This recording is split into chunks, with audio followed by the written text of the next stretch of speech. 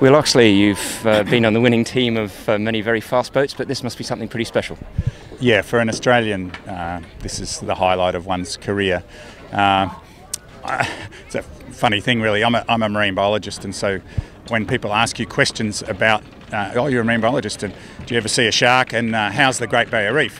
When people in Australia hear that you're a sailor, they go, oh, how many Sydney Hobarts have you done? Have you ever won one? And so that is the first question asked by pretty much first or second question that people ask you as a sailor in Australia. And finally, after 17 attempts to actually get a handicap win, that's a big deal.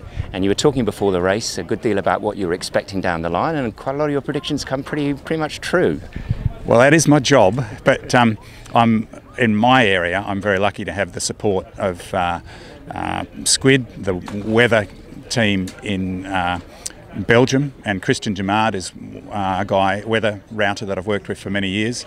So we work closely together before the start, and of course Clouds, Roger Badham, I've worked with for many years, and I use both of those guys independently and build on the knowledge that they have, and then obviously you do learn, which is why plenty of navigators are a bit older than the average crew age, because there is experience does matter in this race. The credit goes to the guys that were driving the boat in the middle of the night, underwater. The instruments went out and they were doing it literally by the seat of their pants. They cannot see anything, they just can feel with their bum whether the boat is heeled over and when to move the tiller. And that must be pretty tricky for you navigating in those circumstances. You've not got much room below and it's throwing the boat all over the place. How do you deal with that?